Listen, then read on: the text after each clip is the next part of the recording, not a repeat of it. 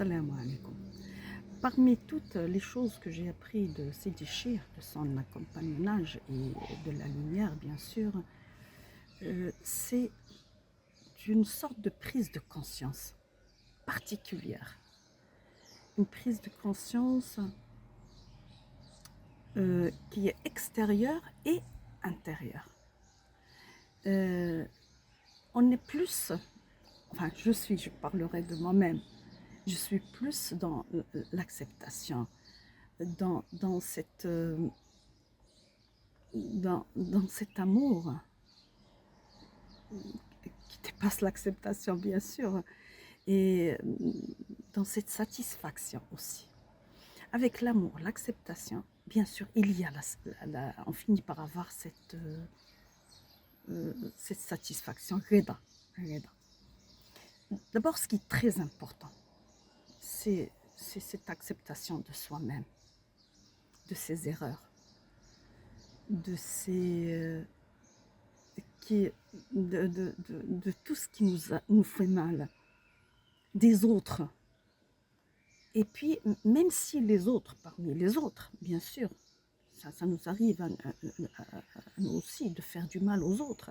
Les autres aussi peuvent nous faire du mal, mais on ne les déteste pas. On n'arrive pas, on ne sait plus ce que c'est détester. On peut être un peu en colère, on peut ne pas accepter leurs actes, leurs idées, leur façon de faire les choses, mais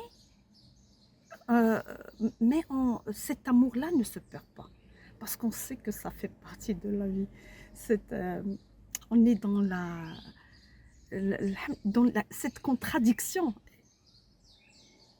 Accepter cette contradiction, accepter le mal, c'est accepter, ça ne veut pas dire qu'on va laisser faire, mais l'accepter, ça donne, ça apaise. On sait que ça fait partie de la vie. Alhamdulillah. Je parle un peu là, c'est un peu flou ou un peu qui n'est pas concret, mais par exemple, il y a certains choix que j'ai faits dans ma vie et que j'ai regretté. Et j'ai regretté pendant des années, des années, des années. Puis avec, alhamdulillah, depuis 7 ans, depuis mon allégeance avec Sidi Cher, ce pacte sacré, spirituel avec Sidi Cher, ce travail-là a commencé à avoir, alhamdulillah, au bout de 5 ans, 6 ans, il a commencé à avoir avoir des fruits concrets sur moi-même. Je me sens plus en paix avec moi-même, avec les autres. Alhamdulillah. Alhamdulillah. Et ça, c'est une très bonne chose pour tous ceux qui savent d'où viennent les problèmes psychiques, les dépressions, etc. Ils savent que c'est très, très important. Et je me sens loin maintenant de cette période où cette Fouzia était là, la combattante, elle était prête à combattre le mal. Mais après, j'ai compris que c'est juste une conception. Parfois, elle est fausse. Parfois, elle est fausse dans la mesure où on ne peut pas la réaliser, ou elle est fausse parce qu'elle n'est pas complète, etc. Je ne peux pas prétendre que maintenant je suis dans cette paix absolue. Bien sûr que non, parce que le cheminement, en avançant, on commence à chaque étape, on a l'impression qu'on vient juste de commencer ce cheminement.